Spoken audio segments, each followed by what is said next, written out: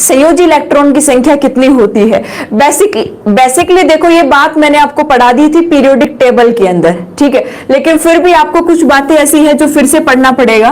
भाई valency electron क्या होते हैं, सवाल आपसे पूछा जाता है कि वैलेंसी इलेक्ट्रॉन, या फिर आपसे क्या पूछा जाएगा कि संयोजी इलेक्ट्रॉन क्या होते हैं।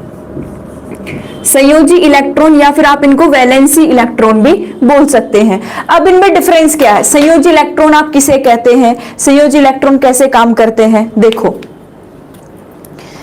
देखो सबसे पहले तो हम इलेक्ट्रॉन, संयोजी इलेक्ट्रॉन किसे कहते हैं, डेफिनेशन मैंने बता दी थी कि जो बाह्यतम कोश है किसी भी परमाणु का, बाह्यतम कोश, किसी भी परमाणु का बाह्यतम कोश या बाह्यतम कक्षा में उपस्थित इलेक्ट्रॉन्स को क्या कहते हैं, संयोजी इलेक्ट्रॉन कहते हैं। और संयोजी इलेक्ट्रॉन के आधार पर किसी भी परमाणु की वैलेंसी, वैलेंसी यानी आप क्या कह सकते हैं, संयोजकता को डिफाइन किया जाता है। किसी भी परमाणु की वैलेंसी या फिर हम किसको बताते हैं, संयोजकता को बताते हैं। अब मेरी बात ध्यान से सुनो, आपसे सवाल कई बार पूछ लिया जाता है, जैसे आपसे पूछ लिया गया, सिंपली पूछ लिया गया, जैसे आप पूछ लिया गया कि पोटेशियम के बारे में, कि पोटेशियम में संयोजी इलेक्ट्रॉन की संख्या कितनी है, या फिर यह पूछ लिया गया कि पोटेशियम की संयोजकता वैलेंसी कितनी होती है। आपसे पूछ ऑप्शन में मिलेगा जैसे +1 होती है, -1 होती है, +2 होती है, -2 होती है, ऐसे 4 ऑप्शंस आपको दिए हुए मिलेंगे, ठीक है। अब आप इनको कैसे निकालेंगे, जिनको आता है उनका रिवाइज हो जाएगा, आप आंसर देते जाना, जिनको नहीं आता वो एक बार मेरे से सीखते जाना। देखो संयोजी इलेक्ट्रॉन ये सब निकालने के लिए सबसे पहले तो आपको क्या पता होना चाहिए, किसी भी परमाणु की कक्षाएं पता होनी चाहिए कि परमाणु में कौन कौन से कोष पाए जाते हैं और कौन कौन से उपकोष पाए जाते हैं, यानी सेल और सब सेल। उनको आप कैसे भरते हैं, सबसे पहले केवल आपको क्या याद रखनी है, यहाँ पे क्लास याद रखनी है। परमाणु के अंदर क्लास या फिर किसकी संख्या, कोष की संख्या, कि परमाणु में कौन कौन सी कक्षाएं पाई जाती है, कोष पाए जाते हैं। तो मैंने आपको पढ़ा रखा है कि परमाणु की, जैसे ये कोई परमाणु है, परमाणु की सबसे पहली कक्षा कौन सी होगी, K, दूसरी कक्षा कौन सी होगी, L, और तीसरी कक्षा M, और लास्ट में चौथी कक्षा कौन सी हो जाती है, N। यानी आप क्या लिख सकते हैं, K, L, M, N। ये 4 कक्षाएं होती है जो किसमें पाई जाती है, परमाणु में पाई जाती है। और इन्हीं कक्षाओं के अंदर क्या पाई जाती है, उप कक्षाएं या फिर उपकोष पाए जाते हैं। तो आप क्या लिखेंगे, K, L, M, N। देखो ये परमाणु की कौन सी कक्षा है, पहली, ये कौन सी है, दूसरी, ये कौन सी है, तीसरी, और ये कौन सी है, चौथी कक्षा है।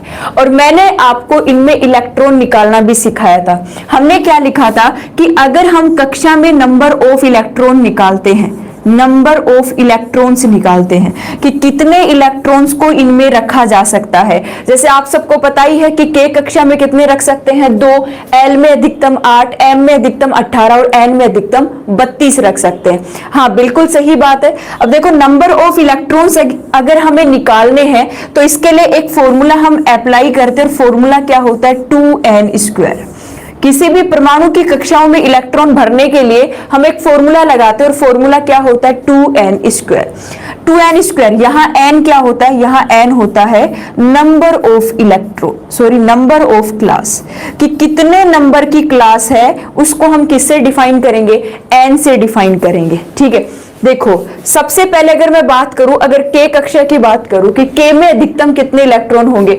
देखो अधिकतम इलेक्ट्रॉन की संख्या कक्षाओं के बेसिस पे अलग अलग होती है। तो चौहान सर साइंस बोल रहे हैं कि मैम अधिकतम इलेक्ट्रॉन की संख्या कितनी होगी, डिपेंड ऑन क्लास, कि आप कक्षा कौन सी ले रहे हैं, आप सब सेल कौन सा ले रहे हैं, तो उनके बेसिस पे हम क्या बताएंगे, नंबर ऑफ इलेक्ट्रॉन मैक्सिमम तब बता सकते हैं, ऐसे नहीं बता सकते। ध्यान से सुनो, अगर कक्षा K है तो आप क्या कहेंगे, मैम K के लिए n का मान कितना होता है, 1, तो हमने क्या लिख लिया, 2n² में 2 इंटू किसका स्क्वायर लिख लिया, 1 का स्क्वायर, क्योंकि फॉर्मूला क्या था आपका, 2n², तो हो गया क्या, 2 इंटू 1 का स्क्वायर 1। यानी K कक्षा में आप अधिकतम कितने इलेक्ट्रॉन भरोगे, 2 इलेक्ट्रॉन भरोगे। तो हम यहाँ लिख सकते हैं कि K कक्षा में अधिकतम कितने इलेक्ट्रॉन आएंगे, 2 इलेक्ट्रॉन आएंगे। फिर L के लिए निकालो, तो L के लिए क्या हो गया, 2 इंटू 2 का स्क्वायर, दूसरे नंबर पे आ रही है, तो 2 का स्क्वायर कितना हो गया, 4 इंटू 2, अधिकतम कितने इलेक्ट्रॉन आएंगे L में, 8 आएंगे।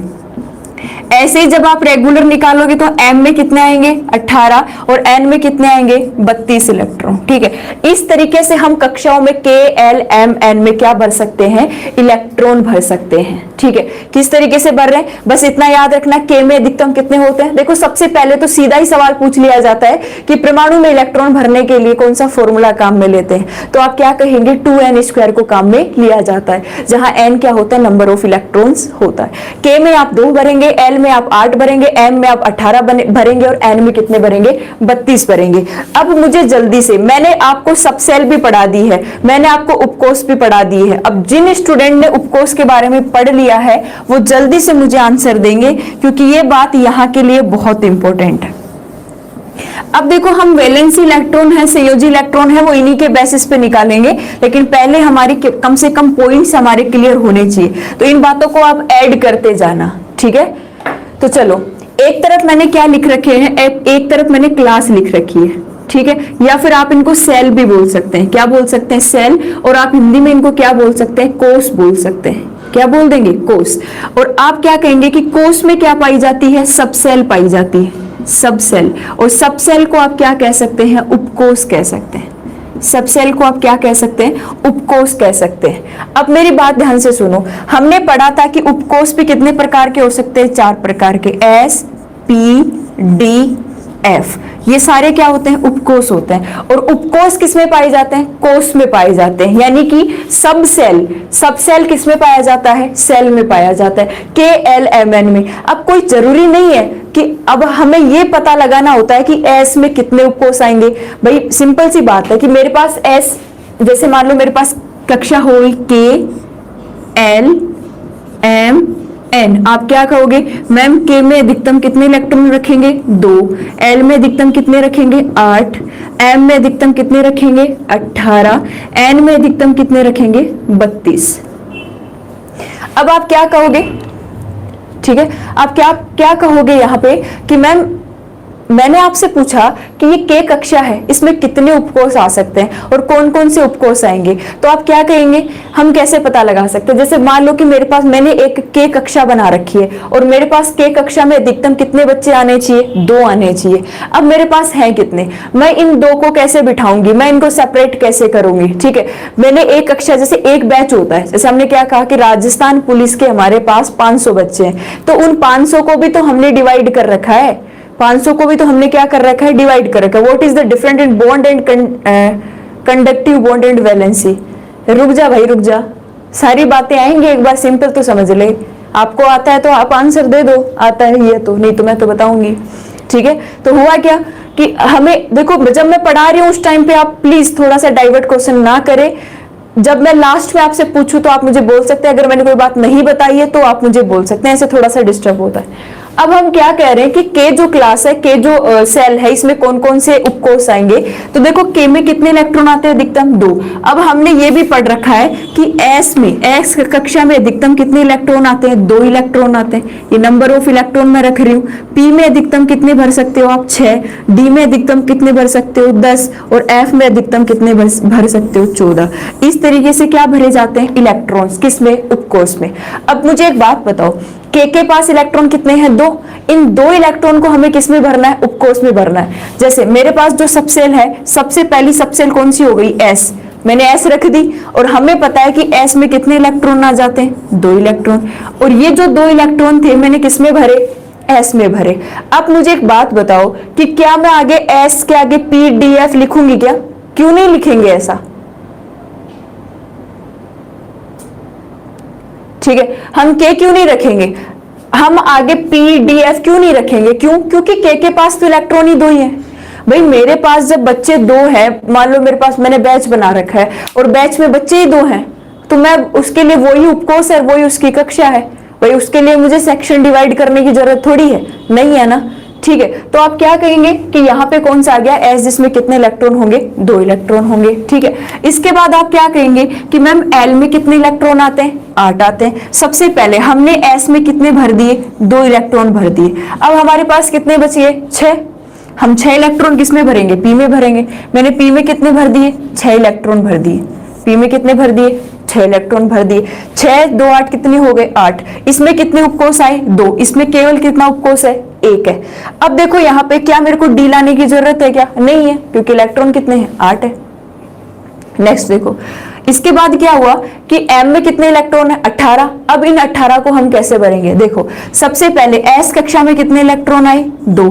p में कितने आए, 6। मुझे बताओ कितने हो गए, 6 और 2 कितने हो गए, 8। अब बच के कितने आपके, 10। आप डी में कितने रखोगे, 10 इलेक्ट्रॉन रख दोगे। ये रख दिए मैंने डी में 10 इलेक्ट्रॉन। मुझे बताओ 10 और 6 16, 16 और 2 18। मुझे एफ उपकोष लाने की जरूरत है क्या, नहीं है। आप क्या कहेंगे, भाई जरूरत नहीं है, हमने 18 इलेक्ट्रॉन भर दिए हैं, अधिकतम एस में 2 आने चाहिए, भर दिए। पी में 6 आने चाहिए, भर दिए। 10 बच्चे हमने किस में भर दिए, डी में। अब हमारे पास ये आएगा ही नहीं, हमारे पास आएगा ही नहीं 14 वाला।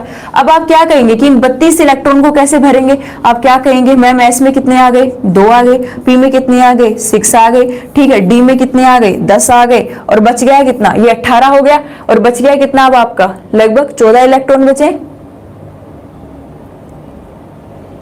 लास्ट में जितने भी जो इलेक्ट्रॉन बच जाएंगे आपके एफ में, 14 के समथिंग, वो सारे किस में चले गए, एफ में चले गए। यानी एक बात हमें समझ में आई कि के कक्षा कितने नंबर पे आती है, 1 नंबर पे। तो इसमें उपकोष भी कितना आएगा, 1। के कक्षा कितने नंबर पे आती है, 1 नंबर पे आती है, ठीक है। तो के कक्षा 1 नंबर पे आती है, तो उसमें उपकोष भी कितना आया, 1। और वो उपकोष कौन सा हो गया, एस। फिर आप क्या कहेंगे, एल कक्षा। एल कक्षा में, ठीक है, फिर आप क्या कहेंगे, एल कक्षा। एल कक्षा में कितने इलेक्ट्रॉन आते हैं, 8। और एल कक्षा कितने नंबर पे आती है, 2 नंबर पे। देखो सिंपल तरीका याद रखते हैं, के कितने नंबर पे आती है, 1 नंबर पे, तो उपकोष 1। एल कितने नंबर पे, 2 नंबर पे, तो उपकोष कितना हो गया, 2, ठीक है। इसके बाद एम कितने नंबर पे आती है, 3 नंबर पे, तो एम में उपकोष कितने आ गए, 3। जितने नंबर पे आएगी उतने ही उसमें उपकोष होंगे। के 1 नंबर पे, 1 उपकोष एस। एल 2 नंबर पे आती है, 2 उपकोष एस और पी। एम कितने नंबर पे आती है, 3 नंबर पे, 3 उपकोष एस, पी एंड डी, ठीक है। फिर आप क्या कहेंगे, एन कक्षा में कितने नंबर पे, 4 नंबर पे, तो 4 उपकोष एस, पी, डी, एफ, ठीक है। तो सीधा सवाल आपसे पूछा जा सकता है कि के कक्षा में कितने उपकोष आते हैं, तो जितने नंबर की कक्षा है उतने ही नंबर के क्या आएंगे आपके पास में, उपकोष आएंगे, सब सेल्स आएगी।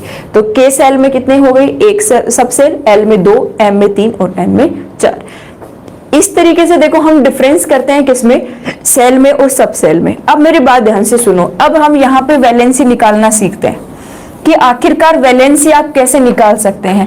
बेसिकली तो आप देखो वर्ग से आप याद रख सकते हो, और एक ट्रिक से मैं पढ़ा दूंगी आपको। हमें ये चीजें नीट में पढ़ाई जाती थी, और नीट का में कुछ पॉइंट्स ऐसे होते हैं जो पीएमटी वाले बच्चे पढ़ते हैं, लेकिन वो मैं आपको सिखाऊंगी यहाँ पे, क्योंकि शॉर्टकट हमें थोड़ा सीखना चाहिए कि हम एडिशनल तरीके से इनको कर सकते हैं।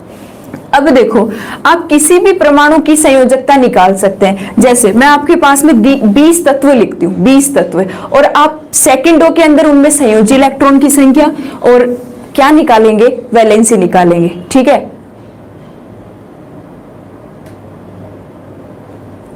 अब चलो सबसे पहले मैं कुछ एलिमेंट्स आपके सामने लिखती हूँ। जैसे मैंने लिखा हाइड्रोजन, जैसे मैंने लिखा helium, lithium, beryllium, boron, carbon, nitrogen, oxygen, fluorine, neon, sodium, magnesium, aluminium, silicon, phosphorus, sulphur, chlorine, argon, potassium and calcium. अब देखो हाइड्रोजन कितने नंबर पे आता है, 1 2 3 4 5 6 7 8 9 10 11 12 13 14 15 16 17 18 19 20। मैंने 20 तक के एलिमेंट आपके सामने रखे हैं। हाँ सिमरन गुड मॉर्निंग, कोई दिक्कत नहीं है। मैंने 20 तक के एलिमेंट आपके सामने रखे हैं। कोई स्टूडेंट ऐसा है क्या, एक भी स्टूडेंट ऐसा है क्या जो मुझे बिना कोई मतलब बिना सोल्व किए, बिना कुछ किए, आपको केवल क्या करना है, इनकी वैलेंसी बतानी है, संयोजकता बतानी है जल्दी से। कोई बता सकता है क्या मुझे बिना पेन चलाए, या फिर बिना कोई कुछ बिना देखे कैसे भी करे, फटाफट कोई बता सकता है क्या? कितने लोग बता सकते हैं? देखिए, प्रिया गुड मॉर्निंग। देखो, केमिस्ट्री पढ़नी है तो आपको कई चीजें सीखनी पड़ेगी, और सीखने के लिए आपको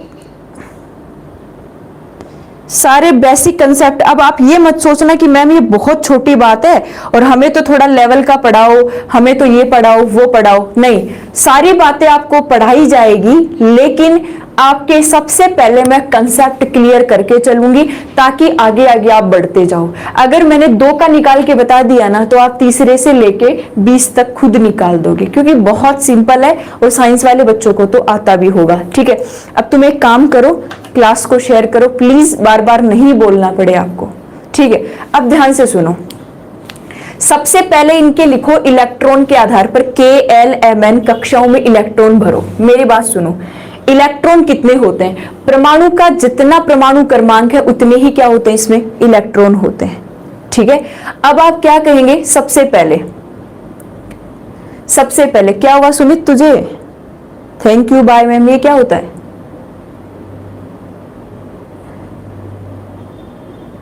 अब देखो, हाइड्रोजन कितने नंबर पे आता है? 1 नंबर पे। हाइड्रोजन में कितने इलेक्ट्रॉन है? 1 ही इलेक्ट्रॉन है। इसकी बात हमने की। अब देखो, हम कक्षाओं में इलेक्ट्रॉन भरेंगे किस आधार पे? आपको ऐसे भरनी है, पहली कक्षा में 8, फिर दूसरी में 8, फिर तीसरी में 8। एक बार आपको यही क्रम पकड़ के चलना है, 2 8 8 8 का क्रम हम पकड़ के चलेंगे। अब इसमें 1 इलेक्ट्रॉन है तो आप क्या रखेंगे? हाइड्रोजन की में इलेक्ट्रॉन 1 है तो आपने पहली कक्षा में 1 रख दिया, K में 1 रख दिया। अब मुझे बताओ कि K में अधिकतम कितने इलेक्ट्रॉन आने चाहिए थे? 2, लेकिन हाइड्रोजन के पास है कितना? 1। हम जितना है उतना लिख दो। ठीक है, हमने 1 लिख दिया, अब आगे जाने की जरूरत ही नहीं है। अब हीलियम में कितने इलेक्ट्रॉन है? 2, तो आप हीलियम का इलेक्ट्रॉनिक विन्यास लिखेंगे तो हीलियम के ये 2 इलेक्ट्रॉन मैंने रख दिए। किसके पास गए? K के पास। मुझे बताओ L में मुझे जाने की जरूरत है? नहीं है, मैंने इतना रख दिया। अब देखो, लिथियम के पास कितने इलेक्ट्रॉन है? 3, तो मैंने क्या रखा? पहले ये मैंने 2 रख दिए। अब K कक्षा में अधिकतम 2 आ सकते हैं। अब समझने की कोशिश करो, K कक्षा में अधिकतम कितने आ सकते हैं? 2 आ सकते हैं, मैंने 2 रख दिए। अब 3 इलेक्ट्रॉन थे लिथियम के पास, बच गया कितना? 1। अब 1 किस में जाएगा? अगली क्लास में जाएगा, तो आप कोमा लगा के ऐसे लिख दो, सिंपल। फिर बेरिलियम है, इसमें कितने इलेक्ट्रॉन आते हैं? 4 आते हैं। क्या लिख दिया? ओ सॉरी, बेरियम लिख दिया, बेरियम लिख दिया। ठीक है, 4 नंबर पे क्या आता है आपका? बेरिलियम आता है। अब देखो, बेरिलियम में कितने इलेक्ट्रॉन है? 4 इलेक्ट्रॉन है। 4 इलेक्ट्रॉन को आप कैसे रखोगे? पहली कक्षा में 2, अधिकतम 2 ही आ सकते हैं, 2 से ज्यादा आप भर ही नहीं सकते। ठीक है, अब फिर आपने क्या भर दिया? 2। एक बार तो मैं निकालने का तरीका बता रही हूँ, फिर मैं आपको शॉर्ट तरीका बताऊंगी, कभी आप जिंदगी में 20 का तो नहीं भूलोगे। ठीक है, पहले समझने की कोशिश करो। बोरोन में कितने हैं? 5 है। पहली कक्षा में 2, अगली कक्षा में तब तक 8 नहीं होते, तब तक अगली कक्षा में भरते जाओ, क्योंकि 8 होंगे ना तब हमें तीसरी कक्षा में जाने की जरूरत पड़ेगी। यहाँ कितने आ गए? 3। कार्बन में बताओ 2 और कितने आ गए? 4। नाइट्रोजन में बताओ कितने आ गए? 2 और 5, कितने हो गए? 7 हो गए। ऑक्सीजन में 8 पूरे करने हैं तो अपन ने कितने रख दिए? 2। अगली कक्षा में कितने गए? 6। कितने हो गए? 8। फ्लोरीन है, फ्लोरीन में पहली कक्षा में 2, अगली कक्षा में कितने गए? 7। 7 और 2 कितने हो गए? 9। नियोन का भरना है, पहली कक्षा में 2, 10 इलेक्ट्रॉन है, अगली में कितने चले गए? 8। 8 और 2 कितने हो गए? 10। मुझे बताओ दूसरी कक्षा पूरी भरी कि नहीं भरी? भर गई ना? ठीक है, अब दूसरी कक्षा देखो, नियोन है, नियोन का पूरा जो कक्षक होता है वो पूर्ण भरित होता है। ठीक है, इसीलिए नियोन को हम क्या कहते हैं? अक्रिय गैस मानते हैं। नियोन को हम क्या बोलते हैं? नोबल गैस या फिर अक्रिय गैस इसको बोला जाता है। अब हम सोडियम के इलेक्ट्रॉन भरेंगे। अब हमें तीसरी कक्षा की जरूरत पड़ेगी। देखो, पहली कक्षा में आपने कितने भर दिए? 2, अगली में 8। 8 और 2 कितने हो गए? 10। अगली कक्षा में कितना इलेक्ट्रॉन चला गया? 1। अब जब तक यहाँ 8 नहीं होता जब तक तीसरी में भरते जाओ। देखो, मैग्नीशियम में पहली कक्षा में हमने कितने रखे? 2, अगली में कितने गए? 8 और फिर कितने गए? 2। 8 और 2 10, 10 और 2 कितना हो गया? 12। अब आप किसका लिखो? एल्यूमिनियम का लिखो। एल्यूमिनियम 13 पे आता है, पहली में 8, दूसरी में 2, तीसरी में 8। ठीक है, सॉरी 8, ये कितना हो गया? 3। कितने हो गए? 13। 8 और 2 10, 10 और 3 13। सिलिकॉन का लिखो, पहली कक्षा में 2, दूसरी में 8 और तीसरी में कितने चले गए? 4। 14 हो गए। फिर आप क्या लिखेंगे? फास्फोरस में पहली कक्षा में 2, दूसरे में 8 और चौथी में कितने चले गए? 5। ठीक है। फिर आप लिखो सल्फर का 2 8, यहाँ कितने आ गए 6, कितने हो गए 16। क्लोरीन का 2 8 7, कितने आ गए यहाँ पे टोटल 17। फिर इसमें लिखो ये कितना हो गया 2 8 8, ठीक है। अब आर्गन में पूरा पूरा ऑक्टेल कंप्लीट है, इसीलिए आर्गन भी क्या है, एक प्रकार की अक्रिय गैस है, एक प्रकार की नोबेल गैस है। पोटेशियम का लिखोगे तो कितना हो गया 2 8 8 1, अगली क्लास में कितना चला गया 1। ऐसे ही कैल्शियम का लिखोगे तो 2 8 8 2, ये कितने हो गए 20 हो गए। इस तरीके से सिंपल वे में हमने क्या कर लिया, इलेक्ट्रॉन को भर लिया। अब आप एक बात पकड़ सकते हैं, क्या पकड़ सकते हैं आप, हाइड्रोजन और हीलियम का तो याद रख सकते हैं। यहां से देखो एक बात आपको पकड़ में आ रही है क्या, इनको छोड़ो, इनको छोड़ो, ठीक है, इनको आप छोड़ो, केवल लास्ट वाला देखो, 1 से शुरू करो। लिथियम में संयोजी इलेक्ट्रॉन की संख्या कितनी है 1। अब देखो सिंपल तरीका, लिथियम से शुरू करो 1 2, काउंटिंग याद, काउंटिंग तो सबको आती है, आप क्या बोलेंगे 8 तक जाना है।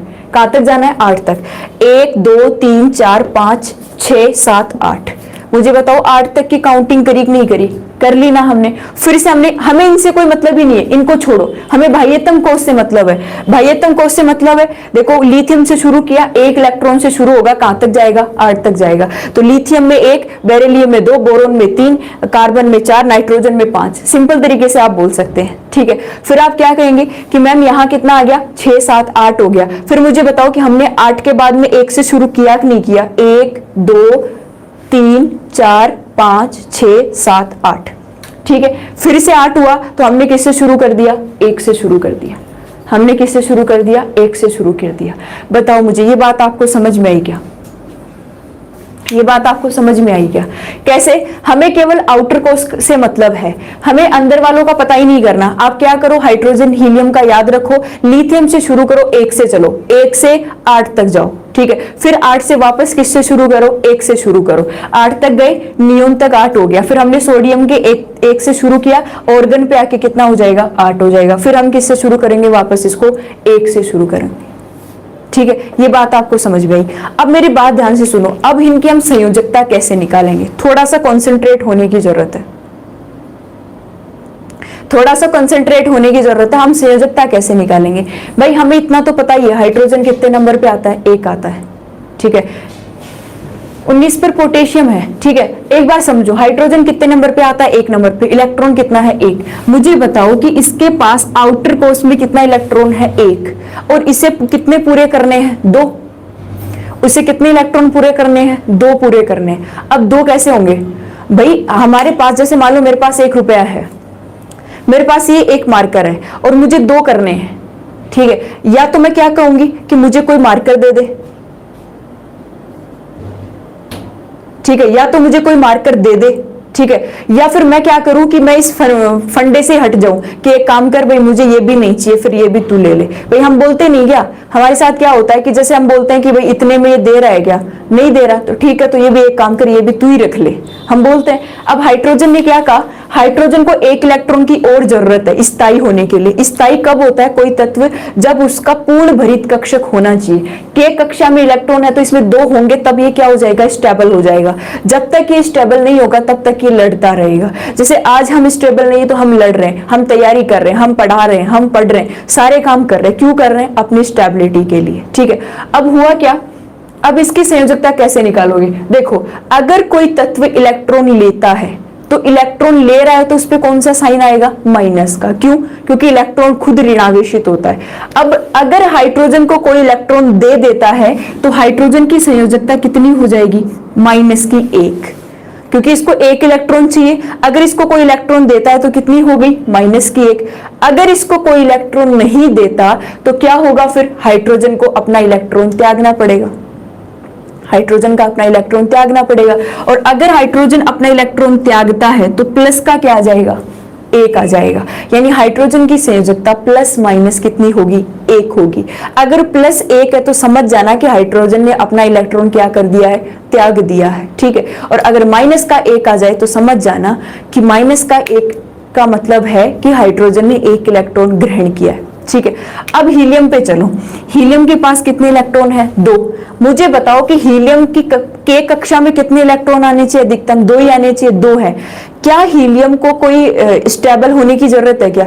हीलियम तो ऑलरेडी स्टेबल है भाई, हीलियम के इलेक्ट्रॉन तो ऑलरेडी पेयरिंग बना रखे हैं। देखो इलेक्ट्रॉन हमेशा जोड़े में होने चाहिए, अगर इलेक्ट्रॉन जोड़े में नहीं है, एक इलेक्ट्रॉन भी बच गया ना, तो उसका जोड़ा बनाना बहुत जरूरी है, उसका जोड़ा बनाना बहुत जरूरी है, वरना उसकी स्टेबिलिटी नहीं आती। जैसे कल मैंने एग्जांपल दिए थे कि शादी क्यों करते हैं, शादी करने के बाद क्या हो जाते हैं? स्टेबल हो जाते हैं, एक रिलेशन में लोग बंध जाते हैं। तो स्टेबल होने के लिए उनको शादी करनी पड़ रही है, अपना वंश चलाने के लिए उनको क्या करनी पड़ रही है? शादी करनी पड़ रही है। तो यहाँ इलेक्ट्रॉन का भी जब तक पेयर नहीं होगा, जब तक जोड़ा नहीं होगा, तब तक स्टेबल नहीं होगा। लेकिन हीलियम के पास तो 2 इलेक्ट्रॉन है, दोनों का पेयर है, दोनों का जोड़ा है, अब इनको तो जरूरत ही नहीं पड़ेगी। इसका मतलब हीलियम की संयोजकता कितनी होगी?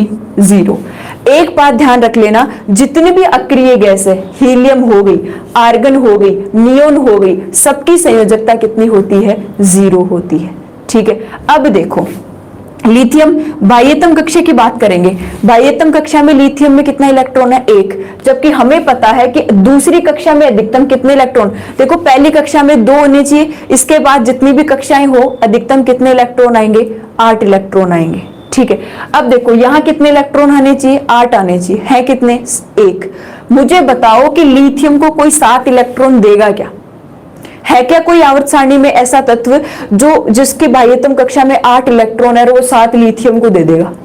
है क्या कोई? इतना बड़ा एहसान कोई कर सकता है क्या? नहीं कर सकता। इतना बड़ा एहसान कोई कर ही नहीं सकता। मतलब क्या है?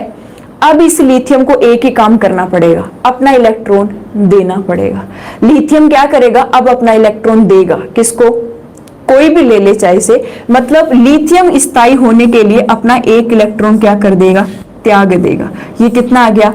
प्लस का 1 आ गया। कितना आ गया? प्लस का 1। ठीक है। तो हम क्या कहेंगे कि लिथियम की संयोजकता हम प्लस का 1 क्यों लिखते हैं? क्योंकि लिथियम 1 इलेक्ट्रॉन को क्या करता है? डोनेट करता है, त्यागता है।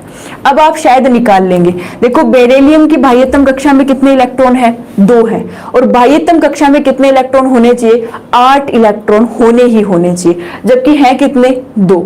कितने की जरूरत है? 6 की।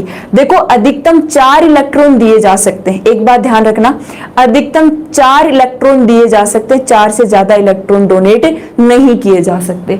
अब इसके पास 2 इलेक्ट्रॉन है, अब इसको 6 चाहिए, कोई नहीं देगा। मतलब बेरिलियम को भी अपना 2 इलेक्ट्रॉन क्या करना पड़ेगा? त्यागना पड़ेगा। क्यों त्यागना पड़ रहा है? क्योंकि इसको कोई 6 इलेक्ट्रॉन नहीं देगा। ठीक है। इसीलिए बेरिलियम की संयोजकता कितनी हो गई? प्लस की 2। ठीक है। अब आप बोरोन की निकाल सकते हैं, बंटी पढ़ ले। बोरोन है, बोरोन की बाह्यतम कक्षा में कितने इलेक्ट्रॉन है? 3। अब इसको कितने चाहिए? 5। 5 भी नहीं देगा कोई, 4 तक दे सकता है, 5 कोई नहीं देगा। मतलब अब इसको कोई 5 तो देगा नहीं, अब इसको एक काम करना पड़ेगा, अपने 3 इलेक्ट्रॉन किसी दूसरे को देना पड़ेगा। मतलब बोरोन की संयोजकता कितनी होती है?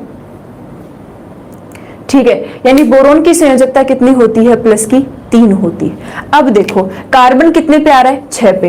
कार्बन के बाह्यतम कोश में कितने इलेक्ट्रॉन है? 4 है। अब देखो कार्बन के दोनों चांसेस बनते हैं, यानी कार्बन 4 इलेक्ट्रॉन दे भी सकता है तो 4 इलेक्ट्रॉन ले भी सकता है। क्यों? क्योंकि 4 इलेक्ट्रॉन दिए जा सकते हैं और कोई तत्व ऐसा मेहरबानी करी जाए, ऐसा एहसान करी दे कि इसको क्या कर दे? 4 इलेक्ट्रॉन दे दे। ठीक है। तो मतलब अगर कार्बन 4 इलेक्ट्रॉन देता है तो संयोजकता क्या आ गई? प्लस की 4।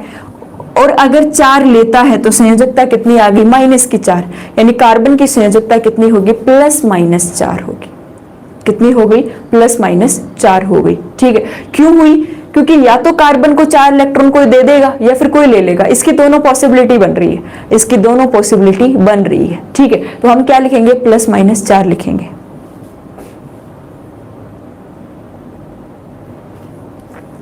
अब देखो नाइट्रोजन, नाइट्रोजन की बाह्यतम कक्षा में कितना है? 5 है। ठीक है। अब आप क्या कहेंगे?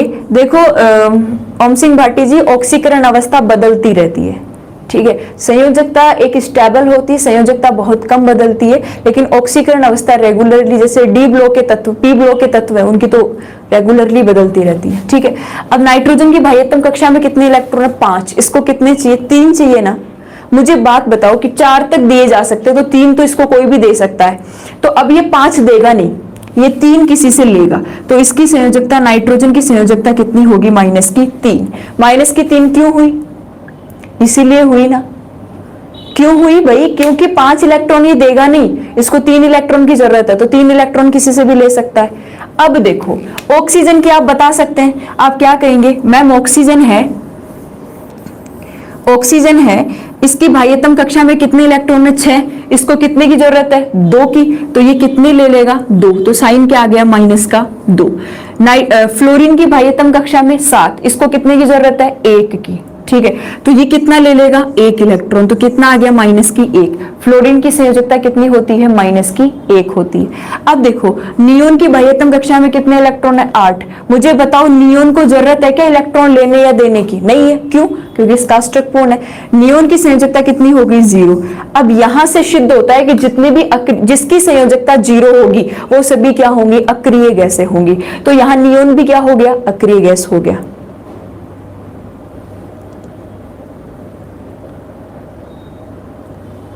अब उसके बाद क्या हुआ कि सोडियम कितने नंबर पे आ रहा है? 11 पे। सोडियम की बाह्यतम कक्षा में कितना इलेक्ट्रॉन है? 1, और यहां कितना पूरा करना है? 8, ठीक है। अब क्या होगा, एक बात बताओ कि इसकी बाह्यतम कक्षा में 1 इलेक्ट्रॉन है, अब इसको 7 की जरूरत है, अब 7 कोई दे ही नहीं सकता, 4 तक दे सकता है, तो आप क्या करो, फिर से क्या लिखो कि इसको 1 इलेक्ट्रॉन त्यागना पड़ेगा, तो प्लस का 1। अब देखो मैग्नीशियम की बाह्यतम कक्षा में 2 इलेक्ट्रॉन, इसको कितने की जरूरत है? 6 की, कोई देगा क्या? नहीं देगा, इसको भी 2 इलेक्ट्रॉन त्यागना पड़ेगा, संयोजकता प्लस की 2। अब चलो किसके पास? एल्यूमिनियम के पास। बाह्यतम कक्षा में कितने इलेक्ट्रॉन? 3, इसको भी कोई 5 इलेक्ट्रॉन नहीं देगा, तो इसको भी 3 इलेक्ट्रॉन क्या करने पड़ेंगे? त्यागने पड़ेंगे, तो संयोजकता क्या हो गई? प्लस की 3। अब देखो सिलिकॉन में बाह्यतम कक्षा में कितने इलेक्ट्रॉन? 4, अब ये 4 ले भी सकता है तो 4 दे भी सकता है, तो संयोजकता कितनी आ गई? +-4। मुझे बताओ फास्फोरस की बाह्यतम कक्षा में कितने इलेक्ट्रॉन? 5, कितने की जरूरत है? 3 की, इसको 3 कोई दे सकता है, संयोजकता -3। सिलिकॉन की सल्फर की बाह्यतम कक्षा में 6, कितने की जरूरत? 2 की, तो इसको कोई 2 दे सकता है, -2। अब देखो क्लोरीन की बाह्यतम कक्षा में 7, कितने की जरूरत? 1 इसको दे सकता है, -1। फिर आर्गन की बाह्यतम कक्षा में 8 पूर्ण भरित है, तो संयोजकता 0, यानी आर्गन भी एक ऐसी गैस है, अक्रिय गैस है। फिर पोटेशियम की बाह्यतम कक्षा में 1, कितना होना चाहिए? 8, कोई 7 देगा नहीं, संयोजकता प्लस की 1। कैल्शियम पे आ जाओ, कैल्शियम की बाह्यतम कक्षा में 2, तो संयोजकता प्लस की 2। मुझे एक बात बताओ कि हमने केवल एक ही तरीके से क्या कर ली? सबकी संयोजकता निकाल ली।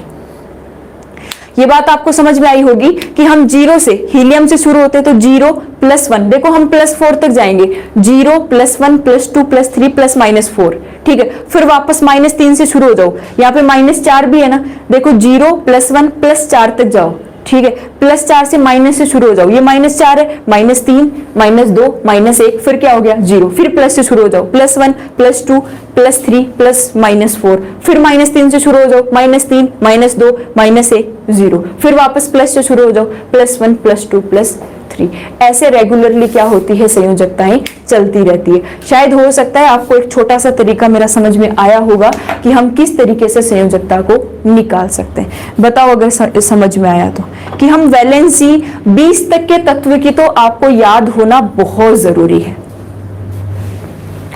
दोनों का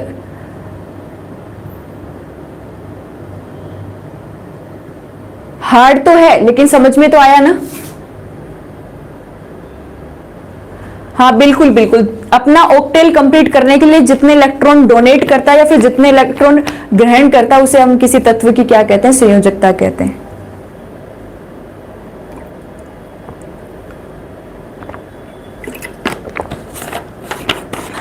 मनोहर साइंस की बढ़िया बुक है, हैंड नोट्स बनाओ प्लस एनसीईआरटी पढ़ो।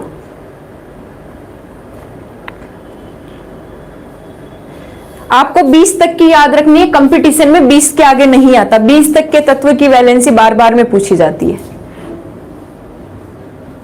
ठीक है।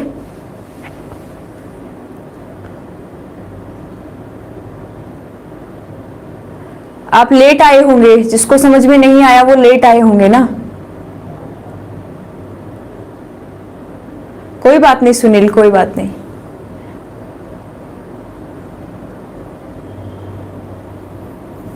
क्वेश्चन सारन लगभग सेम रूल चलेगा, लगभग।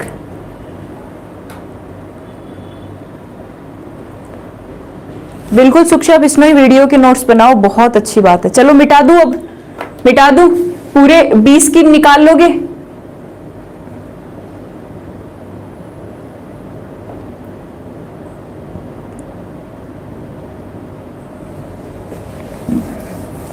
ये 20 एलिमेंट्स की संयोजकता हमने निकाल ली है। संयोजकता है क्या कि किसी परमाणु को अपना ऑक्टेल कंप्लीट करने के लिए, अष्टक पूरा करने के लिए कितने इलेक्ट्रॉन ग्रहण करने हैं और कितने इलेक्ट्रॉन त्यागने हैं। ये क्या होगा? ऑक्टेल सिद्धांत होगा परमाणु में इलेक्ट्रॉन्स का। अब मुझे एक सवाल बताएंगे आप? एक सवाल बताओ मुझे जल्दी से, एक क्वेश्चन बताएंगे। निम्न में से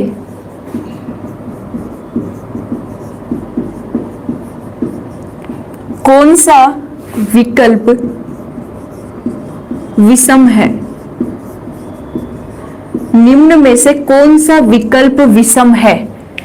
एक क्वेश्चन बताना, उससे मैं समझ जाऊंगी आज की और कल की क्लास के अंदर आपने क्या सीखा है। ठीक है, निम्न में से कौन सा विकल्प विषम है? विषम है, ध्यान दे लेना, विषम है। ठीक है, बलवीर चौधरी, आप अजमेर से फर्स्ट है, वेलकम, स्वागत है आपका हमारे चैनल पे, रेगुलर आते रहना। कुछ ऑप्शन दूंगी मैं आपको।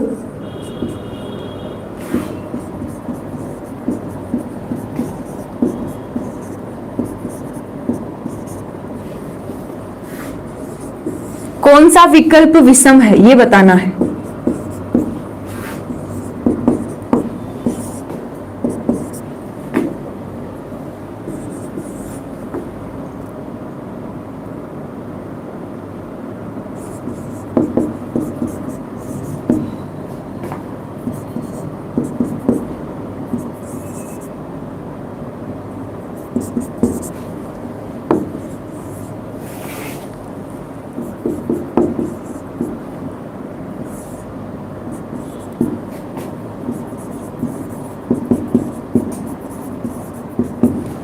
चार ऑप्शन आपके सामने दिए हैं,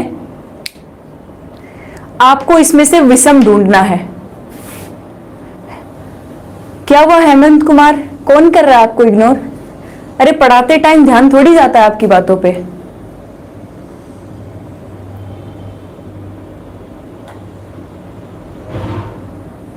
बिल्कुल बंटी यादव बना सकते हैं।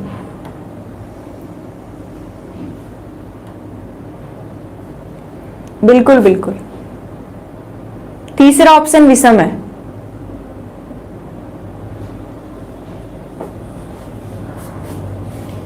चेक करेंगे, आंसर दो। कोई 2 नंबर बता रहा है, कोई 3 नंबर बता रहा है।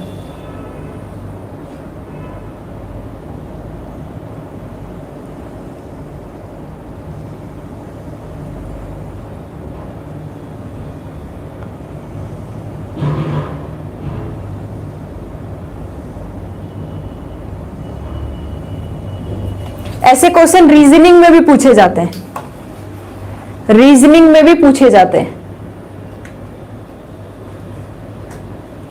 कोई 1 बता रहा है, कोई 3 बता रहा है, कोई ऑल राइट है मैम, सभी सही है। पंकज नेगी, चेक करते हैं। नेवलेस रॉय बता रहा है डी, रमेश जी बता रहे हैं 2।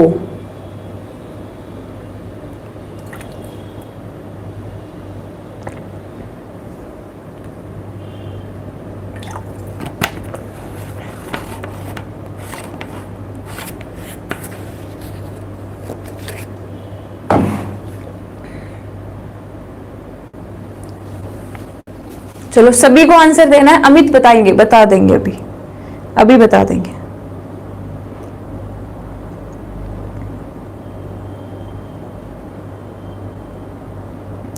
जस्ट अभी बता देंगे, बिल्कुल बिल्कुल कोई दिक्कत नहीं है। सी कोई 4 बता रहा है, कोई डी बता रहा है। अब तुम एक बात सोच के देखो कि एग्जाम में क्या होता होगा।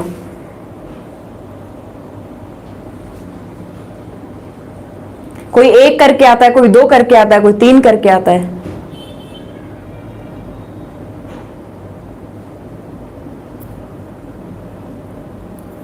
विक्की भी 3 बता रहा है, बलवीर चौधरी बता रहे हैं 3, और प्रवीण कुमार भी 3 बता रहे हैं। अच्छा, सबका 3 आंसर आ रहा है लगभग का। ओ कपिल तो पूरा ही लिख दिया 3। अर्जुन जी बोल रहे हैं ए 100%।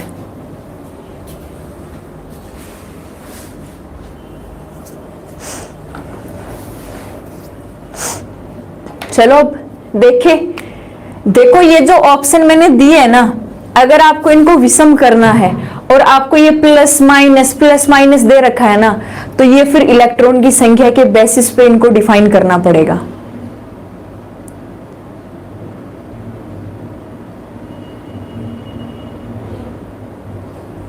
ठीक है, अब देखो इलेक्ट्रॉन की संख्या के आधार पर इनको डिफाइन किया गया है। मेरी बात ध्यान से सुनो, पहले ऑप्शन को अपन सोल्व करते हैं। एक बात देखो कितना जल्दी निकलेगा। लिथियम कितने नंबर पे आता है? आप क्या कहेंगे मैम 3 नंबर पे आता है। ठीक है, मैंने कल क्या पढ़ाया था कि अगर प्लस आता है तो उतने क्या कर दो, परमाणु क्रमांक में से माइनस कर दो, और माइनस आता है तो प्लस कर दो। वो क्या होती है? इलेक्ट्रॉन की संख्या। अगर आप लिथियम में इलेक्ट्रॉन की संख्या निकालोगे तो आप 3 में से 1 माइनस कर दो, क्योंकि प्लस का कितना है 1, तो लिथियम में कितने इलेक्ट्रॉन आ गए? 2। सोडियम में निकालोगे आप क्या कहोगे मैम सोडियम कितने नंबर पे आता है? 11 नंबर पे। ठीक है, सोडियम 11 नंबर पे आता है, और 11 में से 1 माइनस करो, जितना प्लस है उतना माइनस करो, 1 माइनस करो। सोडियम कितने नंबर, सोडियम में कितने इलेक्ट्रॉन आए? 10 यहाँ पे। बोरोन कितने पे आता है? 5 पे। 5 में से 3 माइनस करो, कितना बच गया? 2। बोरोन में कितने इलेक्ट्रॉन बचे हुए हैं? 2। नाइट्रोजन कितने पे आता है? 7 पे। 7 में 3 ऐड करो, कितने हो गए? 10। यानी ये इलेक्ट्रॉनिक कॉन्फ़िगरेशन, इलेक्ट्रॉन की संख्या आई पहले ऑप्शन में। दूसरे में चलो, मैग्नीशियम है, मैग्नीशियम कितने नंबर पे आता है? 12 नंबर पे। 12 में से 2 माइनस करो, कितने हो गए? 10 इलेक्ट्रॉन। सल्फर कितने पे आता है? 16 पे। 16 में 2 ऐड करो, कितने हो गए? 18। ऑक्सीजन कितने पे आता है? 8 पे। 8 में 2 ऐड करो, कितने हो गए? 10। ये इसमें इलेक्ट्रॉन की संख्या आ गई दूसरे ऑप्शन में। अब तीसरे पे चलो, क्लोरीन कितने पे आता है? 17 पे। 17 में 1 जोड़ो, कितने हो गए? 18। आर्गन कितने पे आता है लास्ट में? क्लोरीन आर्गन 19, तो ये 19 का 19 ही है। क्यों? क्योंकि ना प्लस है ना माइनस है। 18। ठीक है, और ये आपका पोटेशियम कितने पे आता है? 19 पे। आप 19 में से 1 निकालो, कितने हो गए? 18। कैल्शियम कितने पे आता है? 20 पे। ठीक है, 20 में से आप कितने निकालो? 2 निकालो, ये कितना आ गया यहाँ पे? 18। ठीक है, अब इसके बाद चौथा ऑप्शन सही है। क्लोरीन 17 पे आ रहा था, 1 जोड़ दिया 18। क्लोरीन आर्गन, आर्गन कितने पे आता है? 18 पे। कितना लिख दिया? 18। पोटेशियम 19 पे, 19 में से 1 गया, कितना बच गया? 18। कैल्शियम 20 पे आता है, 20 में से 2 गए, कितना बच गया? 18। अब यहाँ पे आ जाओ, नाइट्रोजन कितने पे आता है? 7 पे। 7 में 3 जोड़ो, 10। ऑक्सीजन 8 पे। 8 में 2 जोड़ो, 10। मैग्नीशियम 12 पे। 12 में से 2 घटाओ, 10। सोडियम 11 पे। 11 में से 1 घटाओ, 10। मुझे बताओ कि तीसरा और चौथा ऑप्शन दोनों है कि नहीं? सेम। अब विषम का मतलब क्या था? देखो दोनों ऑप्शन सेम आ गए, पता नहीं था एक आप यहां पे डिफरेंट करना था। जैसे मान लो मैंने यहां पे डिफरेंट कर दिया, ये लो बोरोन प्लस कर दिया, बोरोन प्लस 3 कर दिया, तो यहां कितना बच गया? 2 बच गया। यहां कितना बच गया? 2। और ये कितना है? 18। अब आपको विषम ढूंढना था। क्या ढूंढना था? विषम ढूंढना था। तो जिनका आंसर 4 था वो भी ठीक है, कोई दिक्कत नहीं है। लेकिन अगर मैं बेसिकली बात करूं कि मुझे यहां बोरोन लिखना था, मैंने सोडियम लिख दिया, लेकिन आंसर कौन सा आया इसका? तीसरा। क्यों आया? देखो जिन्होंने पहले यहाँ पे सोडियम मान के चौथा किया था ना, वो भी ठीक था, लेकिन तीसरा ऑप्शन क्यों सही आ रहा है? क्यों? देखो सभी तत्व में इलेक्ट्रॉन की संख्या क्या है? समान है, लेकिन यहां में क्या है? डिफरेंट अलग अलग है। तो तीसरा ऑप्शन क्या हो गया? यहाँ पे अलग हो गया। ठीक है, तो लगभग बच्चों के सही थे। इसका मतलब आपको ये तरीका समझ में आ गया कि हम कैसे क्वेश्चंस कैसे आने हैं। यहाँ पे हमें क्या जरूरत थी ये निकालने की कि इलेक्ट्रॉन की संख्या कैसे निकालेंगे, प्रोटॉन की कैसे निकालेंगे, न्यूट्रॉन की कैसे निकालेंगे। तो इस तरीके से हम क्वेश्चन को क्या कर सकते हैं? सोल्व कर सकते हैं। और ऐसे क्वेश्चंस आपसे बार बार में किए जाते हैं, बार बार में पूछे जाते हैं, और आपको इस तरीके से इनको याद करना है। बताओ आ गया समझ में? समझ में आ गया? अच्छा, स्टार बोल, कोई दिक्कत नहीं है मैम। मेरा ऐप वाली क्लास में Ragini, okay Ragini, okay. Comment की दिक्कत है, ठीक है। आई बात समझ में सबको? Study with science. मैम मेरा नाम कभी नहीं ले होती, मतलब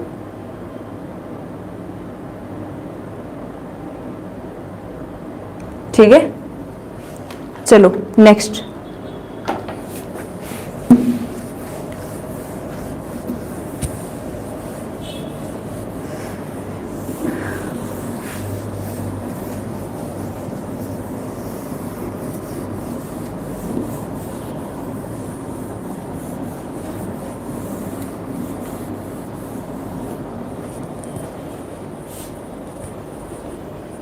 आगे बताओगे? एक सवाल और कर दो आज, फिर और टॉपिक कल ही पढ़ेंगे। एक सवाल और कर दो आप। देखो आपको न्यूट्रॉन की संख्या निकाल के बतानी है, ठीक है, और ये देखना है कि न्यूट्रॉन की संख्या मतलब,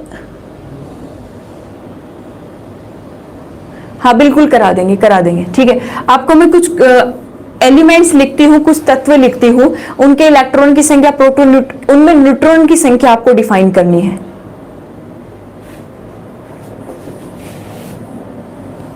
सुक्षा रुक जा, ठीक है। न्यूट्रॉन की संख्या आपको डिफाइन करनी है। जैसे सबसे पहले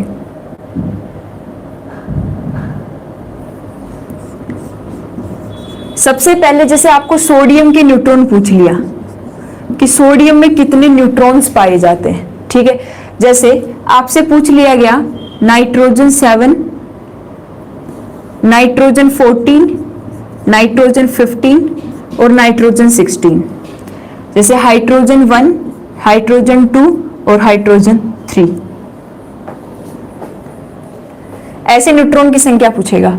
जैसे पोटेशियम आ गया, पोटेशियम 20 और कैल्शियम 20, पोटेशियम 20 और कैल्शियम 20। इनमें आपको न्यूट्रॉन की संख्या डिफाइन करनी होती है कि न्यूट्रॉन की संख्या को आप कैसे निकाल सकते हैं। जैसे सोडियम में सिंपल पूछेगा तो जैसे सोडियम में कितना है, ठीक है। फिर आपसे पूछ लिया गया कि नाइट्रोजन के समस्थानिक है आपके पास में, नाइट्रोजन 40, नाइट्रोजन 15, नाइट्रोजन 16, ठीक है। अगला हाइड्रोजन के समस्थानिक आइसोटोप कल पढ़ेंगे हम। हाइड्रोजन में कितना आ गया, 1 हो गया, 2 हो गया, 3 हो गया। द्रव्यमान संख्या मैंने लिख दी है। फिर हमने क्या लिखा, पोटेशियम कितने पे आ रहा है, 20 पे, और कैल्शियम कितने पे आ रहा है, 20 पे। जल्दी बताओ, से टाइम हो गया। नेक्स्ट टॉपिक भी हम शुरू नहीं कर सकते तो कुछ प्रैक्टिस ही कर लेते हैं।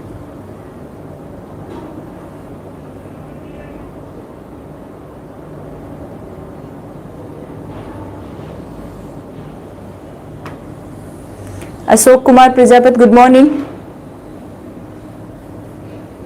याद करें मैम, आपने कोई हिचकी आवे।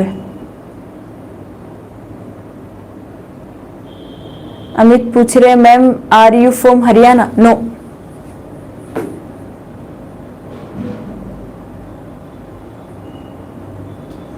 इसके लिए आपको कमियां देखनी पड़ेगी। पहले स्टडी विथ साइंस आपको कमियां ढूंढनी पड़ेगी अपनी खुद की, और बच्चों का माइंड पढ़ना पड़ेगा।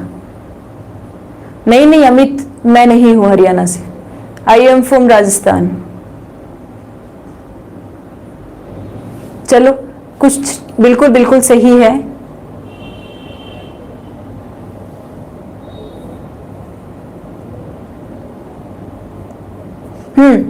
सोडियम में न्यूट्रॉन की संख्या पूछेगा तो सोडियम कितने नंबर पे आता है, 11 नंबर पे, और सोडियम की द्रव्यमान संख्या कितनी होती है, 23। ठीक है। हमने क्या पढ़ा था कि न्यूट्रॉन की संख्या निकालते द्रव्यमान संख्या में से क्या घटा दो, परमाणु क्रमांक घटा दो। तो ये क्या हो गया, 23 में से मैंने कितना घटा दिया, 11 घटा दिया, तो कितने न्यूट्रॉन बच गए, 12। सेम ऐसे ही चलना है। नाइट्रोजन कितने आती है, 7 पे, ये भी 7 पे, ये भी 7 पे। देखो यहाँ पे न्यूट्रॉन कितने रह गए, 7। यहाँ पे न्यूट्रॉन कितने आ गए, 8। 15 में से 7 घटाओ, 14 में से 7 घटाओ, 16 में से 7 घटाओ, यहाँ कितने बच गए, 9 न्यूट्रॉन। यहाँ देखो हाइड्रोजन 1 पे, ये भी 1 पे, और ये भी कितने पे आता है, 1 पे। 1 में से 1 गए, 0। यहाँ पे कितना न्यूट्रॉन, 1, और यहाँ पे कितने न्यूट्रॉन, 2। द्रव्यमान संख्या में से क्या घटाना है, परमाणु क्रमांक। अब देखो पोटेशियम कितने पे आता है, 19 पे, ठीक है। द्रव्यमान संख्या सही नहीं लिखी मैंने, परमाणु क्रमांक लिख दिया ऊपर 19 20। इसकी द्रव्यमान संख्या भी 40 होती है और इसकी भी कितनी होती है 40। 40 में से 19 घटाओ और 40 में से क्या घटाओ 20 घटाओ। यहाँ कितने बच जाएंगे 21 और यहाँ कितने बच जाएंगे 20। ये क्या हो गई इनकी न्यूट्रॉन की संख्या। तो अब आप कभी भी इलेक्ट्रॉन प्रोटॉन और न्यूट्रॉन की संख्या में कंफ्यूज मत हो जाना। आज की क्लास में मैंने केवल आपको इतना ही पढ़ाया है। क्यों पढ़ाया है? क्योंकि हम सबसे ज्यादा जो आर्ट्स वाले बंदे होते हैं ना 40 के समथिंग मानते हैं, 39 पॉइंट कुछ होती है सिंह बाटी, 40 ही होती है। ठीक है, तो आज की क्लास केवल इसीलिए मैंने ये चीजें समझाई है क्योंकि ये कंसेप्ट बच्चों के क्लियर ही नहीं होते। अब आपने कभी इलेक्ट्रॉनिक कॉन्फ़िगरेशन बनाना नहीं सीखा होगा, लेकिन हम कल की क्लास में सीखेंगे।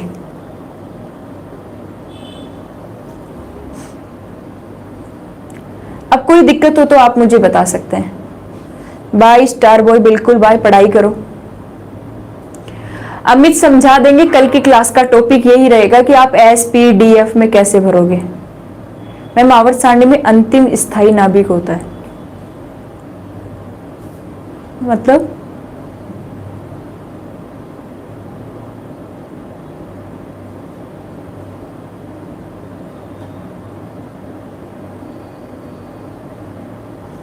ओके चलो बाय सभी को।